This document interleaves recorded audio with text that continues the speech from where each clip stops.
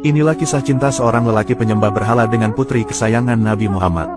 Dikisahkan, dahulu putri Nabi Muhammad yang bernama Zainab pernah mengalami cinta beda agama dengan seorang lelaki kafir Quraisy.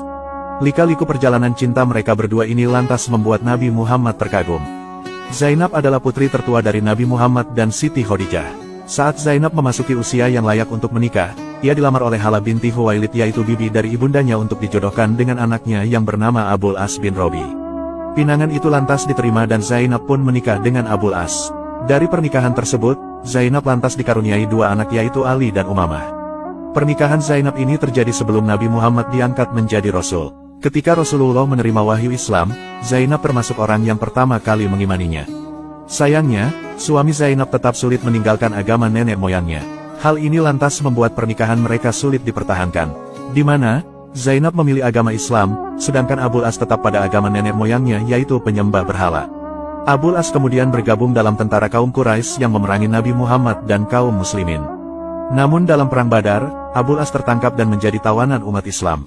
Suasana lantas menjadi tegang karena sesungguhnya Abul As adalah menantu Rasulullah yang menjadi tawanan perang. Dalam suasana tegang seperti itu, kaum kafir Quraisy mengirimkan utusan untuk menukar Abul As dengan tawanan yang lain. Dengan kesetiaannya, Zainab mengirimkan kalung hadiah pernikahan dari ibundanya demi menebus Abul As. Abul As adalah suami yang sangat dicintai Zainab. Ketika Rasulullah melihat kalung Zainab yang merupakan hadiah dari ibundanya Khadijah, hatinya pun merasa iba. Rasulullah lantas bersabda, "Wahai kaum muslimin, jika kalian dapat melepaskan tawanan bernama Abul As serta mengembalikan tebusannya kepada Zainab, maka silakan kalian melakukannya." Mendengar sabda Rasulullah itu, umat Islam yang terlibat perang kemudian mau melepaskan tawanannya yang tak lain adalah Abul As. Suami Zainab itu pun lantas dilepaskan dan tebusan dikembalikan. Saat dilepaskan, Rasulullah memberi syarat kepada Abul As. Syaratnya, jika dilepaskan, maka Abul As harus mau bercerai dengan Zainab. Akan tetapi, ia boleh bersama Zainab apabila ia mau memeluk Islam. Sayangnya, Abul As tetap memegang teguh agama nenek moyangnya, yaitu penyembah berhala. Setelah dilepas, Abul As lantas kembali ke Makkah. Ia merelakan Zainab untuk dikembalikan kepada ayahnya, yaitu Rasulullah di Madinah. Ia lantas diantar oleh Kinanah bin Robi yang merupakan saudara kandung Abul As.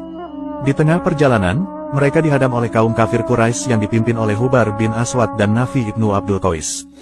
Hubar tiba-tiba mendorong Zainab hingga terjatuh dari untanya. Padahal, saat itu Zainab sedang hamil, hingga ia mengalami pendarahan dan gugur kandungannya.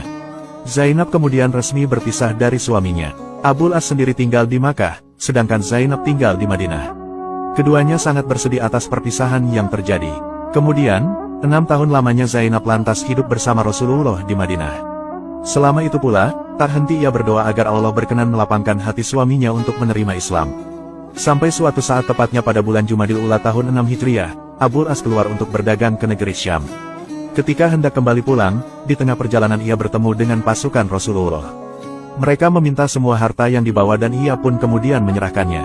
Dengan demikian, habislah semua harta Abul As dan harta orang lain yang dibawanya.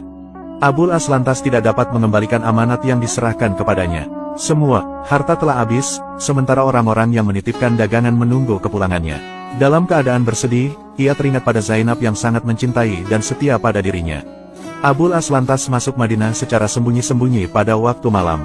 Ia meminta pada Zainab untuk memberikan perlindungan, serta menolong untuk mengembalikan hartanya.